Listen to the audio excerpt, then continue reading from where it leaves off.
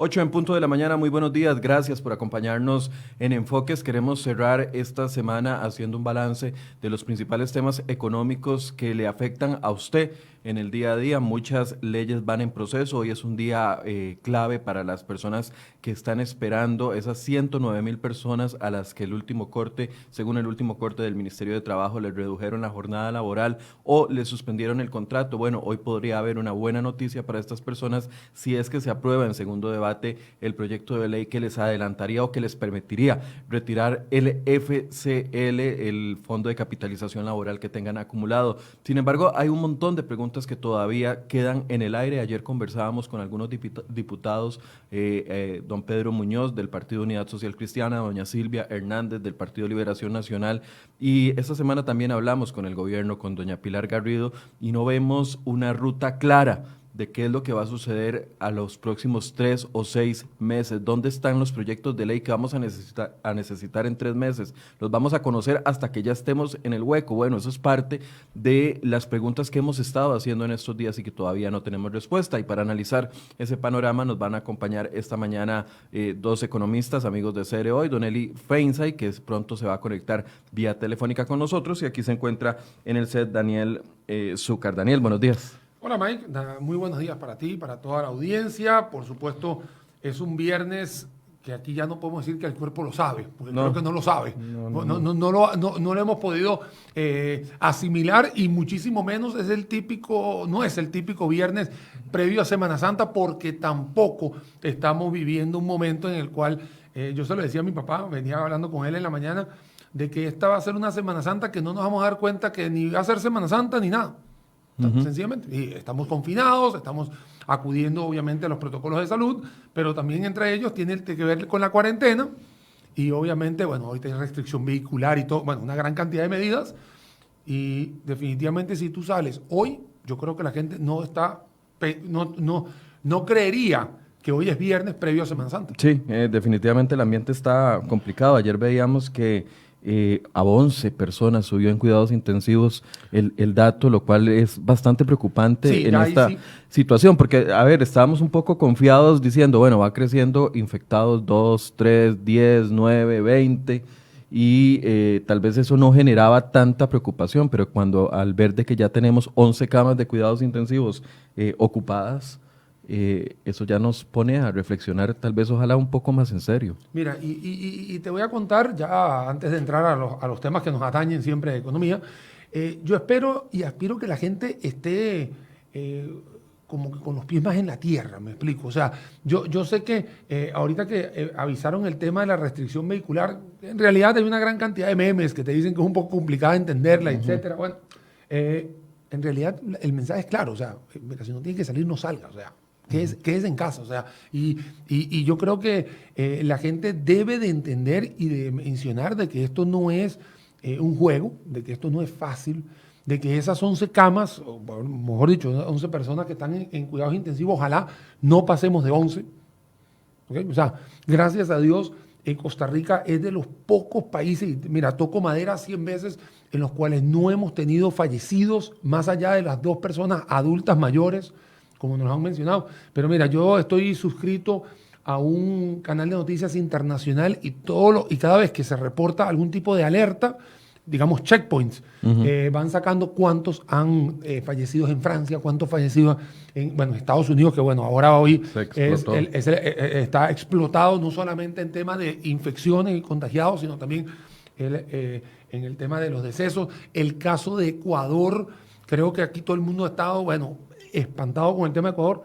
Vean que Costa Rica en esto hemos sido, gracias a Dios, muy privilegiados en eso, pero tampoco podemos bajar la guardia. Me parece que esa expresión cabe perfecto en esto. O sea, no podemos bajar la intensidad de guardarnos, hacer y distanciamiento, etcétera. Y hoy escuchaba al doctor Marco Bosa de la Caja Costarricense del Seguro Social, y él hace un punto muy importante. El próximo lunes vamos a cumplir el primer mes desde la primera detección de un caso acá en Costa Rica, y él apuntaba de que en el resto de los países, en la experiencia internacional que se ha visto, el primer mes fue un mes no tan agresivo, pero que una vez pasados los primeros 30 días, la gente se descuidó y que a partir de ahí fue cuando comenzaron las curvas exponenciales de tanto de contagios como de fallecimientos. Entonces, meternos en la cabeza que lo que vamos a vivir en los próximos 30, 45 días son la clave para que no veamos las historias que está viviendo, como vos decías, Ecuador es terrible. Mira, y te cuento, yo sé que esto no tiene nada que ver con economía, pero es un tema sencillo de entender. De hecho, hay un website, Mike, tú lo compartiste ayer, también es un website que todos vemos que es de pantalla negra, ¿no? Federico lo tiene, tal vez lo pueda poner. Es ese mismo que tiene Fede, si lo puede poner en pantalla. Y yo creo que cualquier persona puede entender, porque eso está prácticamente amigable para saber que ya pasamos el 1.000.000 de contagios, dónde están por países, y lamentablemente la parte de los fallecidos, pero también están los recuperados, que es muy importante también tenerlo. Pero algo, Mike, que es fundamental aquí es que la gente entienda los casos que pasaron en Ecuador, los casos que están pasando en Estados Unidos, en Italia, en España, de cómo ese mismo es el que estamos hablando. Yo también lo monitoreo todos los días. Ahí nos damos cuenta que prácticamente todo el planeta está con el puntito rojo. 1.039.000 personas confirmadas con el virus. De esas, 55.092 fallecieron, según un último corte que tiene esto hace 45 minutos, y unos recuperados 218.000, que es una buena cifra. Pero para quienes hemos estado siguiendo este gráfico, vemos que esa es de la lista que crece más lento. Hay que tener más paciencia en la lista de los recuperados. Y te voy a contar, yo que he tenido que dar unas conferencias también y muestro este gráfico, siempre que actualizo el gráfico 10 minutos antes de dar la conferencia, les digo los casos de exponencialidad. O sea, eso es lo más importante acá, porque entre más aplanes la curva, porque al final vas a estar contagiado, y nos lo han dicho los expertos en salud, vas a estar contagiado de una u otra manera, pero lo importante es que se aplane la curva y claro, y obviamente darle tiempo al tiempo para que la vacuna o el antídoto llegue a estar disponible a nivel internacional. Pero todo esto, Mike, es para todo el mundo entender de que tenemos que cuidarnos. Esto es un tema de responsabilidad. Obviamente tenemos impactos económicos, cosas que vamos a hablar, pero por encima de eso tiene que ser la responsabilidad de todos nosotros de poder cumplir con eso y que esas curvas exponenciales, vuelvo a repetir, de Estados Unidos, es que la de Estados Unidos es increíble, ¿no? Porque no tomaron la consideración. Y mira, hay que hacerlo.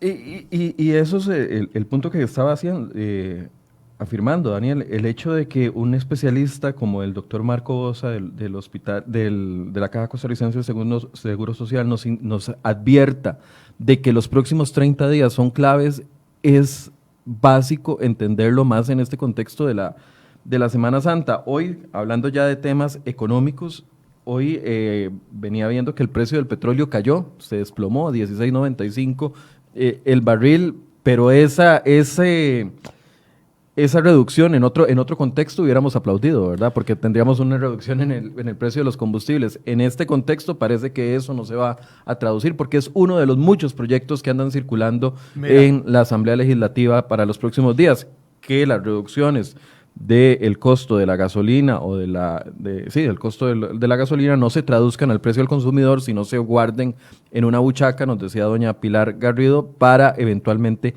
financiar a las personas que queden desprotegidas después de esta crisis. Acá yo lo que yo estoy viendo, Mike, es el procedimiento de cómo lo vas a hacer, porque primero recordemos que el barril de petróleo tiene una cotización fluctuante. Luego nos vamos a Costa Rica, donde Recope cada 15 días tiene que agarrar ese precio, ponerlo en una ecuación y dar su mensaje a la RECEP, que es la que al final termina diciendo si se da o no el ajuste en la gasolina. Entonces, el procedimiento todavía va caminando desde el día que tú ves el barril de petróleo hasta que lo vas a ver reflejado en tu precio de la gasolina. Y por otro lado, también tienes un rezago de casi 2 meses entre el precio que estás viendo, que hoy estamos viendo, hoy 3 de abril, hasta que lo ves reflejado en el bolsillo de la gasolina del costarricense. Eso, digamos, son unos rezagos.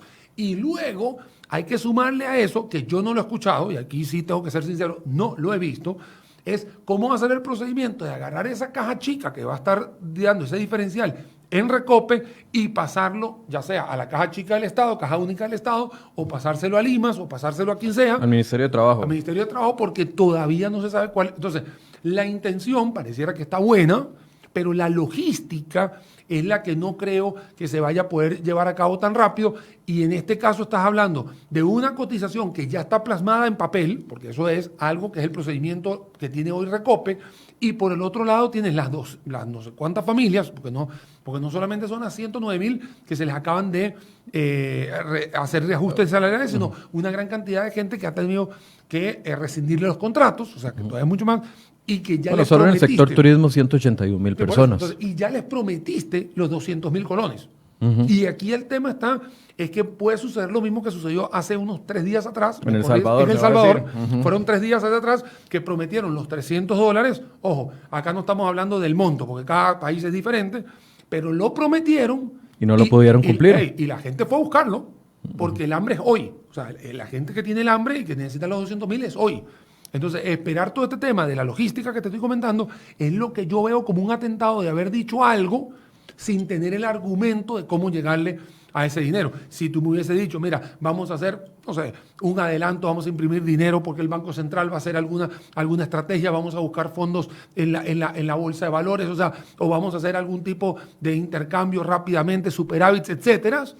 Yo te digo, mira, me podría sonar una liquidez rápida en el mercado, entonces tienes con qué pagar o tienes con qué afrontar, mejor dicho, afrontar esos 200,000 colones en los próximos 3 meses, ¿no? Más o menos. Pero hoy en día tienes la promesa, la gente preguntando, porque asumo que al igual que a todos nosotros, a ustedes también les preguntan cómo vamos a hacer, y no tienen ahorita el fundamento de cómo llegar a ese dinero. Debo de confesar algo. Cada mañana que abro el correo electrónico me topo mensajes diferentes de distintas personas. Voy a buscar solamente los que tengo el día de hoy. No voy a leer el nombre de la persona, pero por ejemplo, una señora me escribe hoy en la mañana, ¿cómo hago para la ayuda? Porque para las personas que quedamos de trabajo, sin trabajo, esta semana no tengo que comer ni para mí ni para mis hijos. ¿Y qué les puede decir uno a esas señoras? Nada, porque en este momento no hay ni una sola acción de gobierno adelantada ya, lista, cocinada, madura, para poder decirle a la gente que se quedó sin trabajo, aquí está, esta es la solución. Eso es lo que a mí me preocupa, y tal vez aquí ya planteo el tema general para pronto volver a involucrar a Onely Feinsay. ¿Están tomándose acciones para el día a día o acciones que van a generar un cambio a futuro? Porque ayer conversaba yo con los diputados, como les decía al puro principio, y yo no veo dónde están las acciones para el plan para el primer mes de la crisis del COVID, para el tercer mes de la crisis del COVID, para los 6 meses de la crisis del COVID y para el cierre de años. Se lo pregunté a doña Pilar y lastimosamente no me lo supo responder. Y ayer se lo preguntaba a los diputados y me dijeron, no, es que el que marca la agenda ahorita es el gobierno. Entonces, ¿qué es lo que está pasando? No se están tomando acciones concretas, globales, que puedan ayudar a la población que está viéndose afectada el día de hoy. Te cuento, Mike, para los que me siguen en Instagram, todos los jueves yo tengo una cosa que se llama Jueves de Preguntados. Entonces la gente llega y me preguntan cosas. Y la mayoría de las preguntas tenían que ver con 2 ramas. 1, ¿cómo puedo conseguir los 200,000 colones? O sea, porque obviamente la gente acude a saber si yo tengo la idea de cómo hacerlo. Y 2, Daniel, ¿cómo vamos a recuperar la economía? Porque no es tanto mitigarla, porque en estos momentos hay alguna serie de medidas que están plasmadas, el Ministerio de Trabajo, el ICE, etcétera, etcétera, ¿no? El Banco Central, que es para mitigar. Pero todo el mundo dice, ok, y cuando nos reactivemos, ¿qué va a haber? O sea, ¿qué hay para después? O sea, ¿qué hay para el día de mañana? Y uno dice, la verdad es que no lo tengo. O sea, yo te puedo dar una opinión. Sí. De hecho, hay muchos analistas, ahorita que hable Eli, estoy seguro que también Eli también tiene sus estrategias también, pero lo que no vemos es algo plasmado para decir, bueno, señores, esa hoja de ruta, y por eso coincido con vos, esa hoja de ruta no está. O sea, porque simplemente pareciera que hay que vivir el día a día.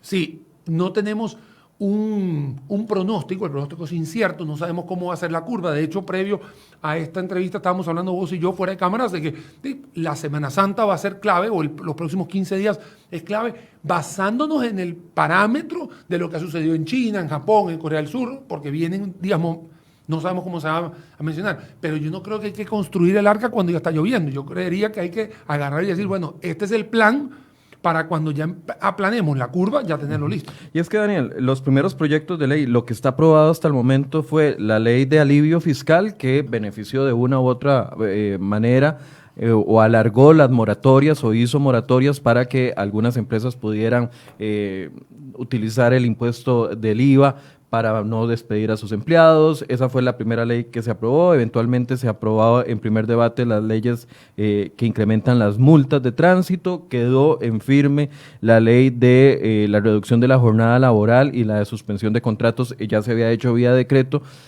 Pero son proyectos, y hoy que estamos esperando el FCL, pero son proyectos que no están brindando una solución directa a las personas hasta el día de hoy. Es que, mira lo que ha sucedido. O si yo estoy equivocado, me lo dicen. No, mira, y te lo voy a decir porque yo casualmente hace una semana tuve el chance de hacer un video con mis papelitos, que usualmente los hago para explicar, y yo decía en ese video que hay unas medidas que mitigan el impacto del coronavirus en la economía, pero a nivel más empresarial, y empresarial significa pequeña, mediana, o sea, todo el abanico empresarial, pero no tanto al bolsillo del costarricense.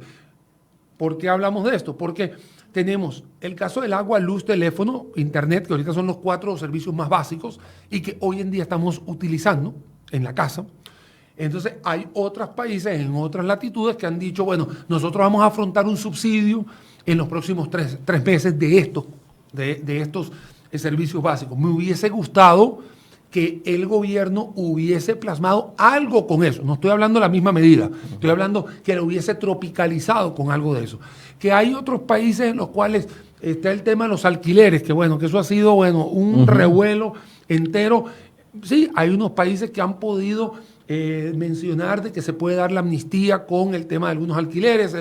Sabemos que las finanzas públicas de Costa Rica no son las mejores, entonces no es tan fácil, pero todavía queda debiendo el tema del bolsillo del costarricense. Creo yo, y espero y aspiro, que en los próximos días se vayan a tomar algo con base a eso, porque lo único que vimos para el tema del bolsillo del costarricense fue el FCL. Bueno, a FCL va a ser si mañana. Si se aprueba en segundo debate el día de hoy. Pero el FCL no es todo el mundo. No, es solamente las personas que le reducen la jornada. Que hay toda una reducen jornada, o están suspendidas, o en realidad ya rescindieron el contrato. Y para terminar la idea, tienes también el tema de las moratorias, de las tasas de pago de intereses en las cuotas, que no son todos los bancos iguales, porque cada banco es diferente, entonces cada banco está dando el beneficio. Sé que Eli ya está ahí, así que... Sí, pero para redondear la idea, entonces, ¿usted ve algún... Es que no sé cómo plantearlo. ¿Ve una hoja de ruta, un mapa que se esté siguiendo que nos va a llevar a una salida de esto, o todavía no se ve planteado? Yo, Daniel, no he visto ninguna hoja de ruta. Yo lo que estoy viendo es vamos viendo cómo va viniendo. Y eso es lo que estoy viendo. Le doy la bienvenida a Don Eli Feinsay, que está en su casa guardado. Don Eli, buenos días. Buenos días, Michael, Daniel y a toda la audiencia del programa. Está bien guardado usted, ¿verdad? Desde hace días. Evitando todo tipo de contacto humano, excepto con el círculo familiar íntimo, ¿verdad? Porque pues yo tengo factores de riesgo y me tengo que cuidar bastante. Bien, Don Eli, bueno, el planteamiento que teníamos hoy es si se ve una hoja de ruta hacia dónde va la economía del país y si esas acciones que hemos estado viendo que se han ido probando a nivel de decreto ejecutivo o a nivel de ley de la República van coordinadas hacia un mismo objetivo.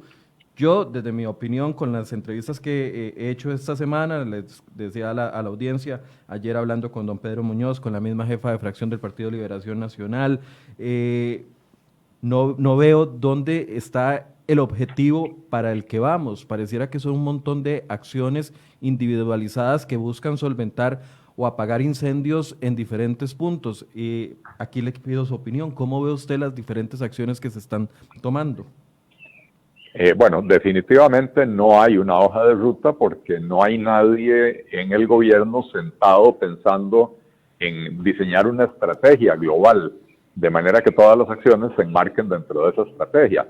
Efectivamente, lo que hemos estado viendo es una hiperactividad legislativa han estado aprobando un montón de proyectos de ley, pero son proyectos de ley que cuando uno los analiza en su conjunto, cada uno es inconexo con el otro, ¿verdad?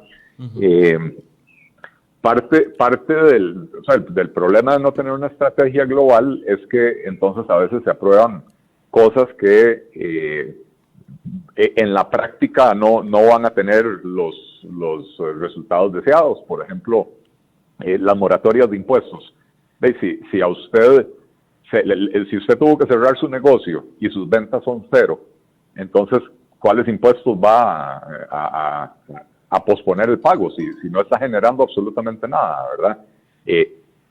Con eso no quiero decir que los proyectos de ley sean malos, ¿verdad? Cada proyecto de ley o cada ley que se ha venido aprobando beneficia a algún segmento de la población.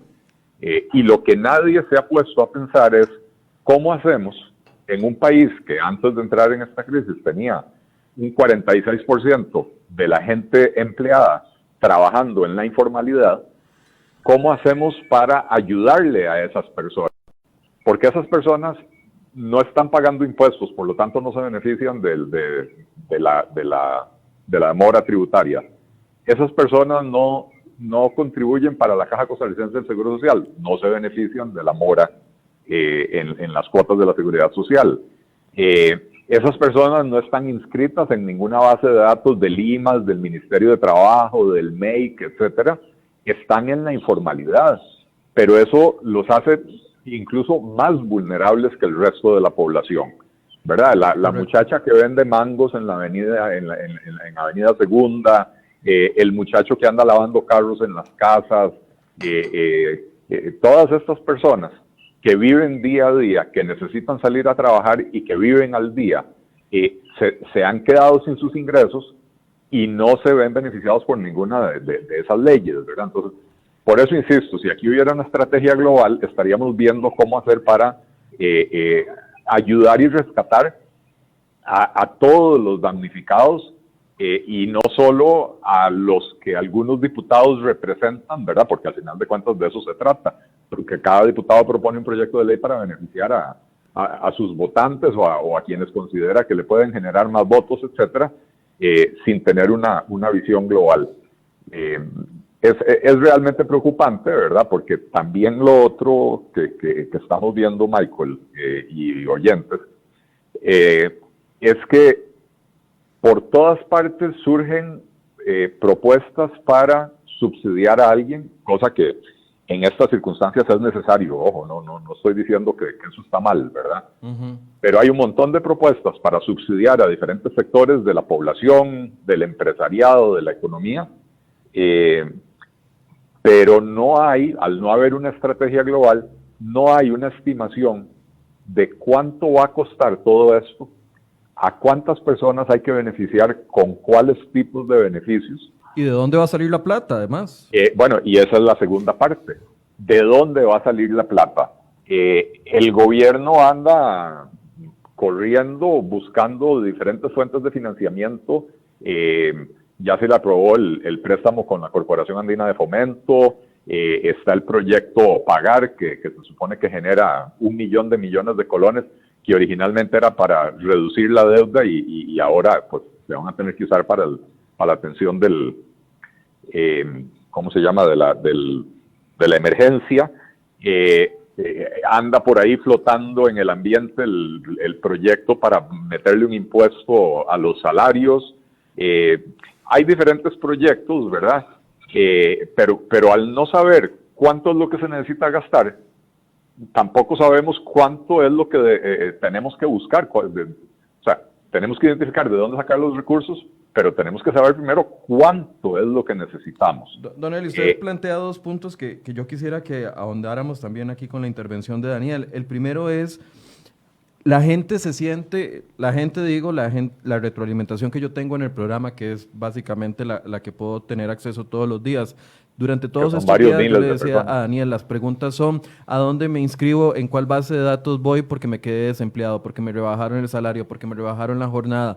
la gente está sedienta de conocer dónde está la ayuda. Sin embargo, yo traje a don Juan Luis Bermúdez la semana pasada y me dijo, todas las personas que estén afectadas por el COVID-19 en sus empleos tendrán que esperar a que se apruebe una ley, porque no, en este momento no hay recursos para esas personas, a menos de que quepan dentro de pobreza o pobreza extrema, que podrían dirigirse a Limas a un proceso regular. Pero sí aprobamos el tema de la reducción de jornadas y sí aprobamos vía decreto el tema de la suspensión de contratos. Entonces, la gente, o el sentimiento que a mí me da, es que la gente cree que las leyes que se están aprobando son primero para un sector y después viene la solución para ellos, siendo ellos los primeros afectados. ¿Qué opinión le merece a usted eso? A ver, yo creo que afectados son en este momento muchísimos sectores, ¿verdad? Entonces yo entiendo que una persona, por ejemplo, que está en la informalidad, se queje de que el proyecto para el retiro del FCL no le beneficia en absolutamente nada. Bueno, es cierto, ¿verdad? No, el retiro del FCL solo le sirve a las personas que han estado con un empleo formal y han estado cotizando o poniendo su aporte en esta cuenta, ¿verdad? Y además, yo ayer hice una publicación en redes sociales sobre ese proyecto de ley. Correcto. Y algunas personas me decían, bueno, pero es que yo solo tengo 9 meses de estar aportando ahí, entonces en realidad lo que puedo retirar es muy poquito. Bueno, es decir, o sea, ciertamente hay problemas que la ley no puede resolver, ¿verdad? Pero, a ver, sí, se han ido aprobando diferentes proyectos para ayudarle a diferentes personas, pero al no haber una estrategia global de parte del gobierno, no hay todavía una comprensión por parte de los legisladores y por parte del propio Poder Ejecutivo de cuáles son los sectores afectados, cuál es la magnitud de la afectación y qué podemos hacer para ayudarles a todos, ¿cómo se llama? En la medida de lo posible, ¿verdad? Esto de ir de a poquitos es muy desesperante para la población, con toda la razón, ¿verdad? Porque nuevamente, si usted le redujeron la jornada laboral o le suspendieron su contrato y se quedó totalmente sin ingresos, pero usted sabe que usted no está en las listas de Limas porque tenía un empleo, entonces de ahí usted siente que todavía nadie lo está ayudando, ¿verdad?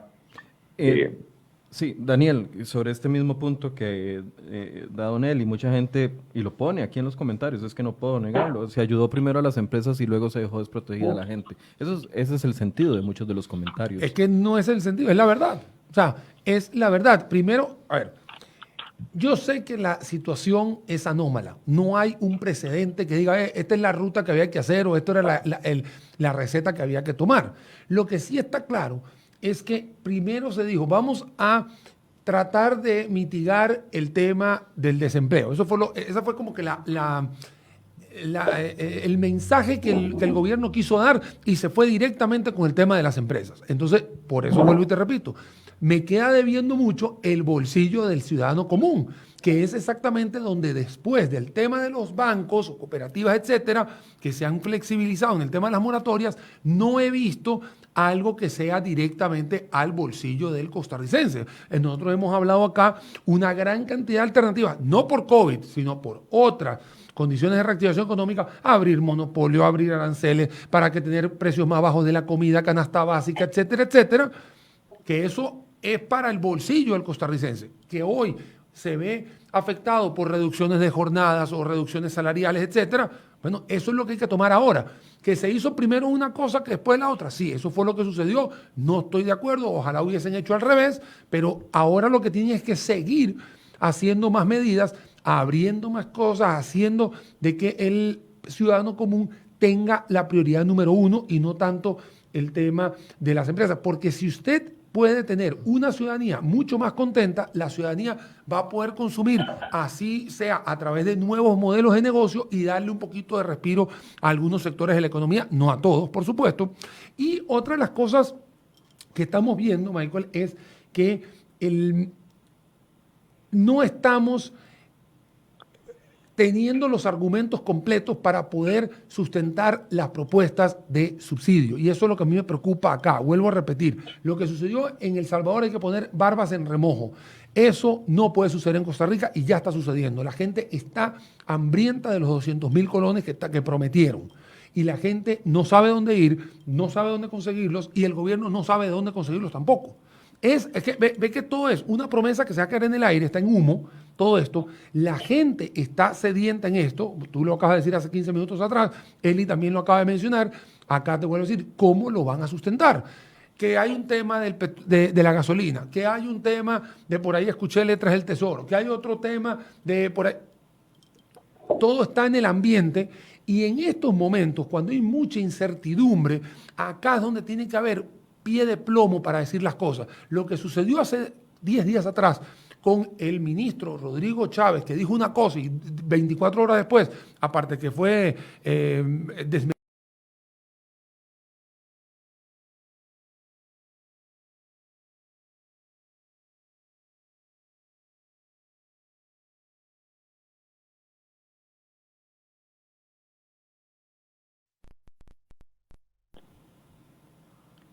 Bien, tuvimos un pequeño problema técnico, pero ya volvimos con ustedes. Don Eli había empezado una idea y decía Don Eli, no hay que plantear una lucha de clases, Don Eli. Sí, Michael, yo creo que es un mensaje muy importante. No satanicemos la ayuda a las empresas, pero no dejemos de lado la imperiosa necesidad de ayudar a las personas. ¿Por qué lo digo? La mayoría de los países del mundo, sobre todo o especialmente los que pueden hacerlo, están creando programas de ayuda tanto para las personas como para las empresas. ¿Por qué para las empresas? Porque las empresas generan trabajo y no quisiéramos terminar la crisis, digamos la parte de la emergencia sanitaria, y tratar de reactivar la economía y encontrarnos con lo que yo he llamado un enorme cementerio de empresas. Porque entonces, cuando superemos la emergencia sanitaria, va a ser muy difícil volver a arrancar los motores de la economía si muchísimas empresas han quebrado, ¿verdad? Y eso va a ser imposible que las personas vuelvan a encontrar empleo por mucho tiempo. Entonces, no satanicemos una cosa para privilegiar la otra. Creo que tenemos que entender que al país le interesa, en primer lugar, resguardar a sus ciudadanos, evitar que los ciudadanos pasen penurias, que pasen hambre, que sufran situaciones de inseguridad. Pero en segundo lugar, al país le interesa mantener vivo el tejido económico que va a permitir la reactivación una vez que se supere la crisis sanitaria. Claro, para los que nos están diciendo, bueno, pero es que esto tomó por sorpresa al país, etcétera, etcétera. Totalmente. Yo no estoy hablando de hace 30 días cuando tuvimos el primer caso, estoy hablando del día de hoy, de cuál es la estrategia después de 30 días viendo un proceso en el que además no hay que ponerse muy creativo. Uno puede ver en las economías de los otros países lo que está sucediendo y lo que puede sucederle a las economías, tal vez no los recursos que tiene cada uno para afrontarlo, pero en este sentido, Don Eli, entonces, ¿no sería mejor haber aprobado el proyecto de reducción de jornadas y al mismo tiempo el fondo para ayuda a las personas? Digo yo, en un mundo ideal. Por supuesto que eso hubiera sido lo ideal y por supuesto que si el gobierno, como vos bien decís, 30 días después, porque, a ver, yo estoy totalmente de acuerdo y yo no puedo criticar al gobierno porque esta situación nos haya agarrado desprevenidos. Esto agarró desprevenido al mundo entero. Lo que pasa es que agarró a algunos países mejor preparados y a otros como Costa Rica peor preparados. Cuando uno ve lo que está haciendo Alemania, que está anunciando programas de ayuda a las personas y de rescate de empresas por el orden del 15% del Producto Interno Bruto alemán, ¿verdad? ¿Por qué Alemania puede hacer eso? Bueno, porque Alemania desde hace, no recuerdo ahora cuántos años, 10 años, 12 años, viene aplicando una política de cero déficit. Y no solo cero déficit, sino que ha generado superávit en varios años. Entonces, Alemania básicamente tiene una enorme buchaca de dinero sobre la que estaba sentado y que ahora la está utilizando en la emergencia, ¿verdad? Costa Rica, en contraste con lo que hizo Alemania, llevamos 11 años generando déficits enormes año tras año. El menor déficit en los últimos 11 años fue del 4% del PIB. Creo que de 7, 8 de los 11 años generamos déficits superiores al 5%. O sea, realmente nos portamos mal, y ahora la crisis que nos agarra desprevenidos, nos agarra además en pésimas condiciones, ¿verdad? Entonces, Costa Rica no tiene acceso a recursos para hacer programas equivalentes al 15% del PIB. Y entonces, con lo poco que hay, tenemos que arreglárnosla. Y lo que a mí más me preocupa es que lo poco que hay, ya sabíamos, porque esta es una discusión de años en Costa Rica, de lo poco que hay mucho que se malgasta. Y yo no he visto tampoco en el gobierno, y francamente tampoco en los diputados, una intención de hacer una revisión profunda del gasto público en lo que hoy no es esencial para el combate de la pandemia, para poder reasignar recursos hacia la emergencia. Y entonces lo único que estamos viendo es a dónde vamos a pedir plata prestada, a quién le metemos impuestos, cuáles multas subimos, porque lo que andan es buscando como locos la plata, sin entender que tienen la plata, pero que la están gastando mal y que hay que redirigir ese gasto. Bueno, el tema del presupuesto es todo un tema, porque yo se lo planteaba a doña Pilar Garrido el lunes. A ver, ustedes anuncian, y el presidente lo dice en conferencia de prensa, nos vamos a socar la faja y vamos a obtener 200,000 millones de colones socándonos la faja. Por favor, o sea, en un presupuesto de 10.5 billones, 200,000 millones de colones es menos del 2%. ¿Dónde se está socando la faja el gobierno? No. Sí, no. O sea, hay muchísimo más que se puede hacer, ¿verdad? Muchísimo más que se puede hacer. Pero definitivamente tenemos un gobierno que no... de hecho, lo dijeron abiertamente, Michael, cuando se les cuestionó sobre el famoso plan Pagar, ¿verdad? Y los $1,000 millones de dólares, millón de millones de colones, que si eso era realmente para la atención de la emergencia, y confesaron cándidamente que una parte sí, pero que otra parte era para poder garantizar el gasto público, para poder mantener el gasto público sin tocarlo. Y ahí es donde está el error de enfoque, ¿verdad? Porque si nos ponemos a hacer un cálculo rápido, hay muchísima plata que se puede sacar, que por supuesto algunas personas serán afectadas, pero sin afectar el interés general de la población. Solo el salario escolar, que es un beneficio que tienen los funcionarios públicos que no tiene nadie en el sector privado. El salario escolar este año representó 145,000 millones de colones que se repartieron en enero. Y eso solo en el gobierno central, ¿verdad? Cuando le sumamos de todo el resto del aparato gubernamental, probablemente superamos los 300,000 millones. Pensiones de lujo. Yo sé que se han ido introduciendo modificaciones para cobrarles impuestos o reducirles las pensiones, pero sigue habiendo pensiones de 8, 9, 10 millones de colones. Bueno, yo creo que durante la crisis debería de ponérsele un tope a las pensiones, agarrar y decir, bueno, por los próximos 3 meses o 6 meses, la pensión más alta que se va a pagar va a ser de 2 millones de colones o 2,5 millones de colones. Y entonces, todo lo que se ahorre ahí, dirigirlo al fondo para ayudarle a la población. Hace años venimos discutiendo por qué el pueblo costarricense tiene que financiar al Banco Popular con el aporte del 1,25% de los salarios en las planillas. Es plata que va a capitalizar el Banco Popular. Bueno, este sería un buen momento de eliminar esa capitalización, y yo lo que haría es dirigir ese 1,25% en lo que resta del año al fondo de ayuda a la población, y a partir de enero del próximo año eliminarlo por completo, ¿verdad? Que ese dinero eventualmente va a las pensiones complementarias de las personas, entonces que vaya directo a las pensiones complementarias sin esa parada en el Banco Popular. Hablemos de... Perdón, Don Eli, iba a terminar la idea. No, lo que quería dar a entender con esto es que hay opciones. Hay un montón de opciones de donde se puede conseguir cantidades significativas de dinero. El ministro había hecho una estimación de que con el impuesto a los salarios iban a recaudar unos 180 mil millones de colones. Bueno, solo el salario escolar es prácticamente ese monto, ¿verdad?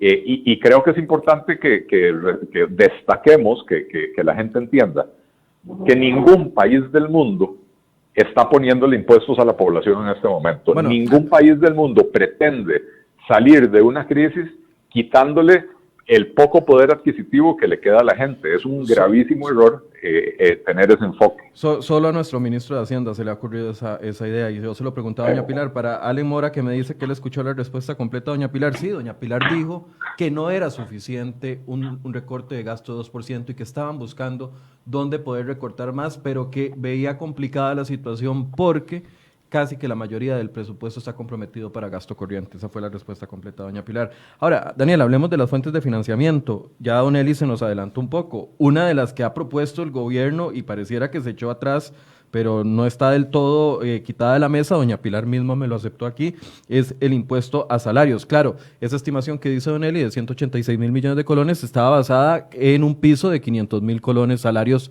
que pagaran 500 mil o más, pero entonces las ideas del gobierno hasta el momento han sido el impuesto al salario para financiar el asunto, el tema de la gasolina, no trasladar la rebaja de los combustibles, que ya lo dijimos, la utilización de superávits, que ya algunos pegaron el grito al cielo, hasta hubo un editorial de parte de las universidades públicas, y la otra es deuda. Mira, acá el tema es así, mira, yo siempre lo he dicho que si el problema es dinero, entonces no es un problema, es una situación. Entonces aquí lo que se necesita es dinero. Entonces, el dinero hay que buscarlo en donde esté sobrando, que son los superávits, ¿no? Y sé que las universidades pegaron el grito. Por supuesto. ¿no? O sea, obviamente el dinero hay que buscarlo porque van a venir las ayudas internacionales, porque en esto sí hay que estar claros, tanto Banco Mundial, Fondo Monetario, etcétera, han dado su brazo de benevolencia en este caso y han dicho, bueno, vamos a ayudar a muchos países del mundo. De hecho, ni siquiera están hablando de Costa Rica, sino están hablando ya de regiones completas, tantos miles de millones de dólares para Latinoamérica, para Europa, África, etcétera. Entonces, por ahí van habiendo algunas fuentes de financiamiento que van a estar llegando, pero eso es algo que es la deuda. Me llama mucho la atención de que hayan retirado el proyecto de la mesa, no sé si lo guardaron o no, que era el tema de la titularización de las utilidades del INSS.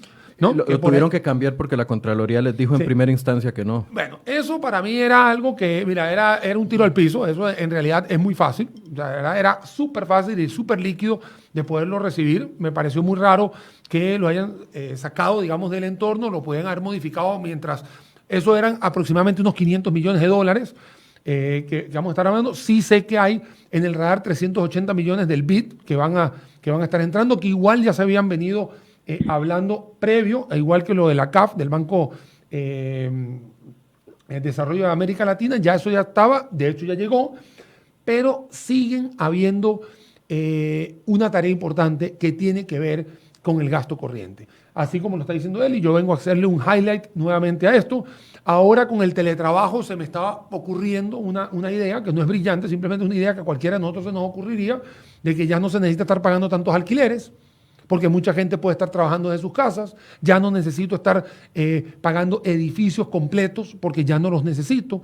Y entonces ahí empiezan a haber algunos recortes que, si bien es cierto, no es el 2%, solo en alquileres, el alquiler, la papelería, muchísimas cosas, todo va sumando a la causa, y ahí es donde tú te das cuenta que el Ministerio de Planificación tiene la herramienta para poder planificar. Acá no tengo nada en contra de la ministra, pero sí del cuerpo completo, de que hace creo que fue hace como 12 meses, me disculpas y me corriges, porfa, Michael, que nos andan diciendo que andan optimizando la planilla del gobierno y todavía no nos presentan el plan completo de la optimización de la planilla. Y no tiene nada que ver con el COVID-19, es algo que hace 12 meses hemos venido hablando. Luego para marzo, por eso, o sea, y es más, yo he estado aquí contigo acá hablando sobre eso y seguimos esperando y seguimos esperando. Entonces, creo que son momentos en los cuales son necesarios estos mensajes, estos recortes, hacer todo lo que se pueda antes de estar imprimiendo más dinero o dinero inorgánico, que es otra salida, no la más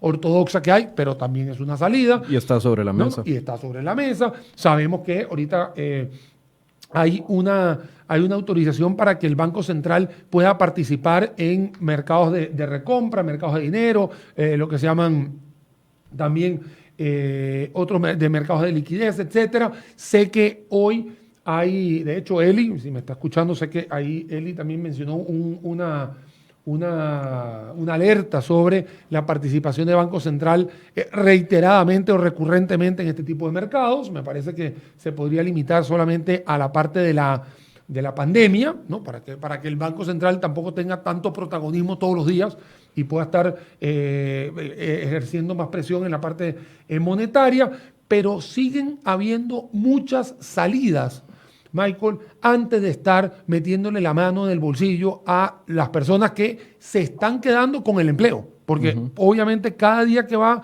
pasando, como es totalmente incierto el futuro que vamos a tener, muchos de los que estamos trabajando no sabemos si la semana que viene tenemos un ajuste salarial o sencillamente tenemos una suspensión del propio trabajo. Entonces, en realidad, en vez de estar buscando tributos adicionales, lo que se tiene que buscar son estrategias dentro del país, porque las que están afuera van a estar llegando, puesto que hay una presión internacional para poder ayudar a todo el planeta por temas de coronavirus, pero también internamente hay que buscarlo de forma más racional y no dando patadas de ahogado por todos lados, a ver qué digo para que la población se calme y 2 días después la tengo otra vez la gente parada de uñas.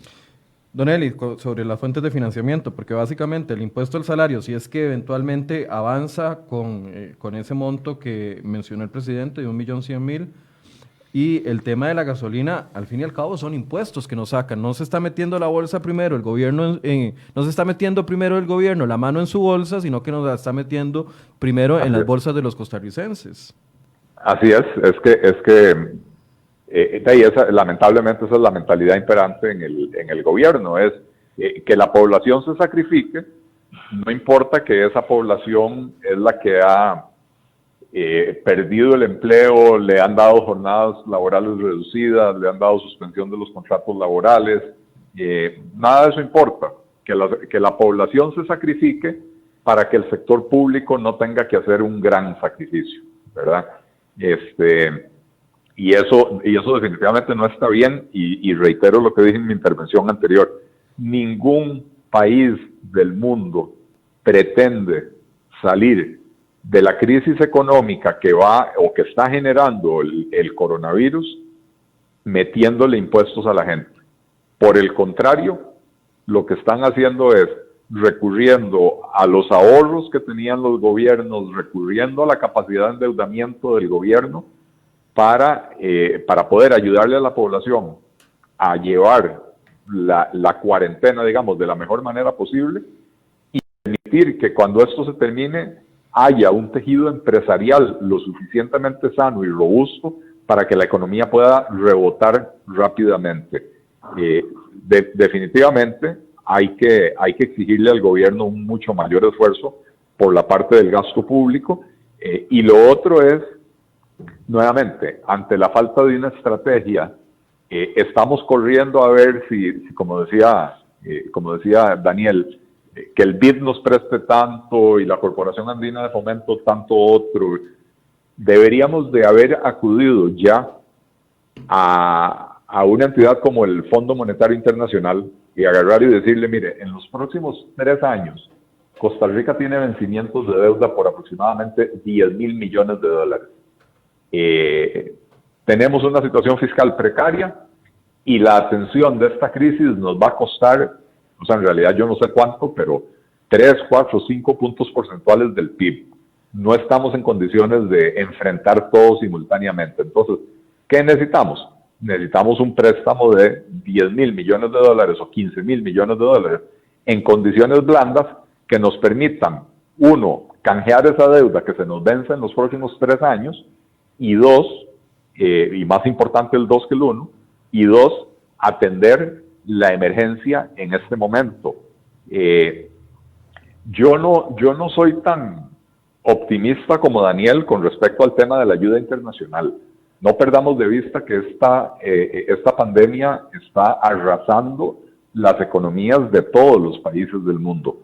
En Estados Unidos ya están proyectando un decrecimiento este año de su economía de un 6%. En Europa se está proyectando un decrecimiento, una contracción de la economía del orden del 8, 7,5-8% este año. Y estos son los países que producen estadísticas rápidamente. Yo no quiero imaginarme de qué magnitud va a ser el golpe para América Latina, para África. No he visto cifras de Asia, pero probablemente ya existen, ¿verdad? Y entonces ningún organismo internacional va a tener la capacidad para ayudarle a todos los países al mismo tiempo. Esto va a requerir, al final de cuentas, de un esfuerzo como el que hizo el mundo después de la Segunda Guerra Mundial, con los acuerdos de Bretton Woods, cuando se creó todo este mecanismo, ¿verdad?, del Fondo Monetario Internacional, Banco Mundial, etcétera. Va a requerir de una coordinación internacional muy significativa para que los países del mundo se pongan de acuerdo y se ayuden mutuamente. Pero todavía no estamos en esa etapa y Costa Rica no puede sentarse a esperar al próximo Bretton Woods a ver de qué manera nos beneficia. Costa Rica tiene que empezar a responsabilizarse de su propia situación y hacer internamente lo que está a su alcance hacer. Si nosotros vamos al Fondo Monetario Internacional con un planteamiento de esa naturaleza, es muy probable que el Fondo Monetario Internacional va a decir, bueno, yo le presto la plata, pero a cambio le exijo ciertas condiciones. Y esas condiciones usualmente van asociadas a poner las finanzas públicas en orden. Y eso es lo que precisamente el gobierno no quiere. El gobierno está buscando más bien quién le preste plata sin condiciones o con la menor cantidad de condiciones posibles y a quién meterle la mano en el bolsillo para no tener que hacer los ajustes. Algunas personas nos preguntan varios temas, pero uno de estos es lo del tema de los superávits. Efectivamente, los superávits se pueden recuperar. O sea... A ver, Michael, es una situación anómala. O sea, en estos momentos, en este tipo de situaciones, hay que tomar decisiones rápidas y no puedes estar pendiente que si hay cosas contractuales o si hay temas de que si se permite. No, mira, es un tema en el cual todos tenemos que colaborar y aquí es donde también tiene que ver el protagonismo de cada una de las personas que están en el Poder Legislativo o que están en el Poder Ejecutivo. O sea, no pueden estar jalando para su saco en estos momentos. De hecho, he visto... lamentablemente que esta situación también se ha politizado en algunos momentos, en algunos pasajes de que hay que, y de hecho son diputados que se mismos se pelean entre ellos para ver quién tiene mayor protagonismo y eso no es lo que debería suceder. Si estamos hablando de emergencia y hay los superávits, se necesitan los superávits y se necesita la plata, hay que ponerlos a la orden del día. Eso es algo que cualquier persona en su sano juicio estaría haciendo. Lo que pasa es que la burocracia, que es la peor enfermedad que tenemos nosotros, ni siquiera el COVID, es la burocracia, es lo que nos mata. Nos mata la burocracia de que no pasa esto, que te jala para un lado, que se necesita aprobaciones, que no sé qué. Y en realidad estamos en un momento de emergencia donde hay que tomar la decisión muy rápida. El señor coronavirus se mueve y está haciendo desastres. Vean cómo, y fue con lo que empezamos el programa, Michael. La curva exponencial que hay en Estados Unidos ha hecho que Donald Trump haya tenido que tomar decisiones, bueno, de la noche a la mañana, un día dijo una cosa y 24 horas después tuvo que tomar una decisión todavía mucho más radical, que fue el domingo pasado, que movió todas las bolsas, tanto Nikkei como Shanghai, en el cual digo, 30 días de cuarentena. Y un día antes había dicho que estaba todo bien, que estaba todo más tranquilo. O sea, esas son decisiones que se están tomando. Es un ejemplo de decisiones que se están tomando, al igual que ha sucedido en Alemania, al igual que ha sucedido en Israel, al igual que ha sucedido en muchos países.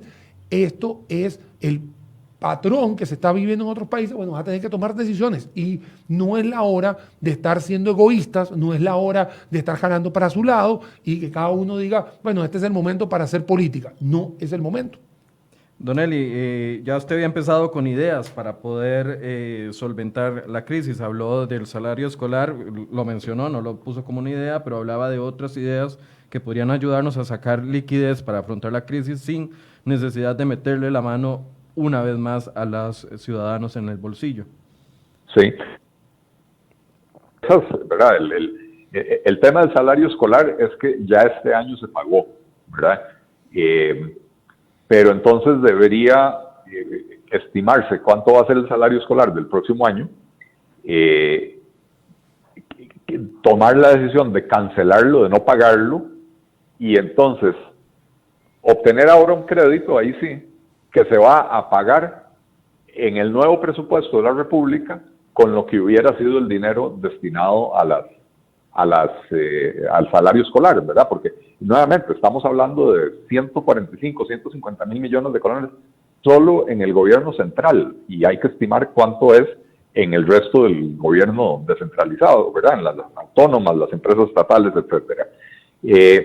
El tope que yo mencionaba a las pensiones de lujo, yo sé que no es una cuestión fácil y no es popular, pero bueno, estamos en una situación de emergencia, entonces yo pondría un tope temporal. Mientras dura la declaratoria de emergencia, ninguna pensión se paga más de X monto, y entonces todo lo que se ahorre va a alimentar el fondo de ayuda a la población. Hablábamos del 1,25% que se le cobran las planillas para capitalizar el Banco Popular. No, ese dinero ahora, de aquí a diciembre, hay que ponerlo en el fondo de ayuda para las personas, y a partir de diciembre, a partir de enero, el dinero va directo a las operadoras de pensiones y no a capitalizar el Banco Popular.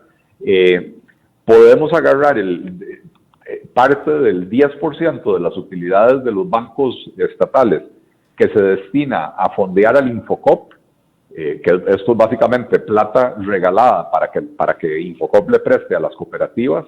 Se les destina un 10% de las utilidades de los bancos estatales. Bueno, quitémosle un 5%, quitemos la totalidad del 10%. El sector cooperativo no paga impuesto de la renta, entonces ya tiene una cierta ventaja, y entonces esta plata se podría dedicar al combate de la epidemia o a la ayuda de las personas, ¿verdad? Hay muchos lugares de donde se puede hacer. Algo que sugirió Daniel, que ya habíamos comentado en otras ocasiones. En este momento hay oficinas del gobierno que no tienen, o sea, que su labor no tiene nada que ver con la emergencia, que de hecho no están cumpliendo ninguna función en este momento, porque al estar básicamente detenido el aparato económico, no tienen trabajo, ¿verdad? En este momento nadie está presentando planos para aprobación del INBU.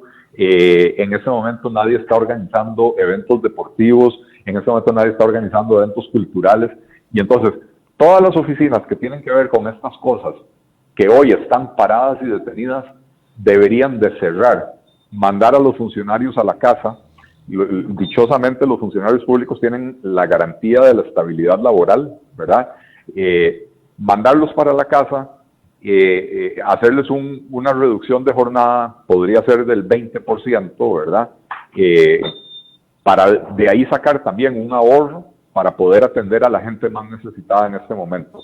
Por supuesto que no es parejo, ¿verdad? Yo no puedo mandar para la casa a los conserjes de un ministerio y encima de todo recortarles el salario, porque de por sí están ganando cerca del salario mínimo.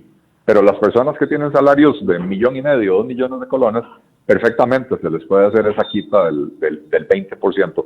Y al hacerlo, se logra lo que decía Daniel, lo que apuntaba Daniel en su intervención anterior, que es que si usted cierra esas oficinas, como mínimo se ahorra el gasto de luz, el gasto de agua, hay ciertos gastos, papelería, etcétera, ciertos gastos que se ahorra, que no es mucho, pero todo suma, ¿verdad? Uh-huh. En estos momentos de emergencia deberíamos de concentrar la acción gubernamental en las áreas que son verdaderamente esenciales, que por supuesto todo lo que tiene que ver con los servicios médicos, ¿verdad? Todo lo que tiene que ver con la Caja y el Ministerio de Salud, pero también no perdamos de vista todo lo que tiene que ver con el mantenimiento y la operación de las infraestructuras básicas, la electricidad, el internet, el agua, ¿verdad? Eso tiene que mantenerse. Los cuerpos de seguridad tienen que estar hoy operando a su máxima capacidad, y entonces los recursos que no están destinados a eso, y no estoy haciendo una lista exhaustiva, hay otras cosas que también necesitan mantenerse abiertas. Por ejemplo, en este momento es importantísimo que los agricultores se mantengan en pie de lucha produciendo alimentos para el país, ¿verdad? Y esto implica que algunas oficinas del MAG necesitan estar abiertas para brindarles la ayuda, la colaboración que necesitan. Pero hay otras oficinas del MAG que perfectamente pueden cerrar, ¿verdad? Okay. Hay que sentarse a hacer el análisis fino de qué se necesita que permanezca abierto y qué se puede cerrar en este momento para generar un ahorro significativo que permita dirigir recursos hacia un mejor uso en este momento. Muchas gracias, don Eli Feinstein. Un placer, gracias a ustedes, a vos, Michael, a Daniel y a la audiencia por la paciencia de escucharnos. Bien, gracias. Daniel, soluciones en su caso. Bueno, como acabamos de ver, creo que a lo largo del programa quedan muy claras de que antes de estar tocando el bolsillo de las personas en el tema del impuesto único, este impuesto al salario, etcétera, hay una gran cantidad de opciones en las cuales están sobre el tapete, que se pueden hacer y que la plata está. Y eso es algo que se puede hacer. Acá en el Facebook hay gente que ha repetido varias veces voluntad política para hacerlo. Y me voy a quedar con esa palabra que varios seguidores lo han dicho. La voluntad política. La voluntad política de buscar esos superávits. La voluntad política de ir a ponerle un tope a las pensiones de lujo para buscar este tipo de ahorros. Este tema de la titularización de las utilidades del INSS, que ojalá no se quede trabado. Este tema que acabamos de conversar entre él y yo, que tiene que ver con esta optimización del gasto corriente del gobierno y por ende también todo lo que suma hoy en día de una gran cantidad de oficinas que están cerradas, alquileres que se podrían dejar de pagar, que no estés incurriendo en ese tipo de gastos que no se necesiten. Y obviamente algo muy importante, acá estamos viviendo todos en un solo país. No podemos estar teniendo diferentes planetas en un solo país tan chiquitito como Costa Rica. Si hoy en día se necesita un esfuerzo de parte de las personas, de parte de las personas, digamos, del sector público, que haya que ajustarse los salarios, porque haya que hacer todo esto, bueno, hay que hacerlo. Es un momento en el cual no es un momento que se estaba planificando. Esto no es algo que todo el mundo decía, esto va a suceder. No, esto llegó, van a ser un par de meses más, según los parámetros que hemos visto en los otros países. Es un esfuerzo que es de todos los ciudadanos que vivimos en Costa Rica. Las alternativas sí están, pero me quedo con lo que dijo, con lo que han dicho varios internautas, voluntad política para poder hacer todo esto. Bien, gracias a Daniel Zúcar y Fede, ¿tenemos el pantallazo? Sí, quiero mostrarles, cuando ustedes abran CR hoy en sus teléfonos celulares, les va a salir ese icono que pueden ver ahí, a mano derecha abajo. Cuando circulo, usted hace clic ahí y puede ingresar, pone en donde termina su número de placa, ahí donde dice seleccionar, y le va a aparecer los horarios de las restricciones que aplican a partir de hoy a las 5 de la tarde hasta el lunes 13 de abril. Entonces es una herramienta que estamos facilitando para la versión móvil, para los teléfonos celulares, para que usted pueda ingresar ahí y poder reconocer cuándo le toca circular o no, para que se vaya a evitar la multa, que ahorita es de 22,000 colones, pero si queda en firme hoy, aprobado el proyecto de ley y el lunes lo publican en la Gaceta Digital, la multa va a ser de 107,000 colones, así que evítese ese problema. Y otra cosa que quiero decir antes de concluir, a ver, ser crítico con el gobierno no es ser antipatriota. Si un gobierno está buscando impuestos para financiar una crisis, como lo explicaba Don Eli y lo explicaba Daniel, ningún país está imponiéndole impuestos a sus ciudadanos en plena crisis. Ser crítico de eso no es ser antipatriota. Ser crítico de las acciones del gobierno no significa que uno no apoye de una u otra manera algunas otras acciones que sí van bien intencionadas, pero la labor de la prensa, así como la labor de los partidos políticos, es el control político. Entonces, no se sientan ofendidos si alguien no apoya una de las medidas del gobierno. Acá no apoyamos una medida a impuesto a los salarios porque la gente está siendo muy afectada en este momento y hay casas donde ahorita hay 3 o 4 desempleados. Esa no es la forma. El ahorro, la revisión de los presupuestos, ahí hay una tarea que hacer y por eso insistimos en ella. Daniel, gracias por habernos acompañado. Gracias a ti, no me quiero despedir sin decirles a todo el mundo, señores, protocolos de salud, higiene, distanciamiento, alcohol en gel, lavado de manos, por supuesto, cuídense mucho, quedarse en casa, obviamente, como se lo dije a Michael anteriormente, el tema de la restricción es un poquito complicado, sé que está la aplicación móvil de Cerroy, pero si usted se queda en casa, créame que no va a estar pendiente de muchas cosas. Muchísimas gracias por la invitación, Michael, espero verte pronto. Muchas gracias y muchas gracias a ustedes. Los esperamos el lunes en el noticiero a partir de las 7:20. Buenos días.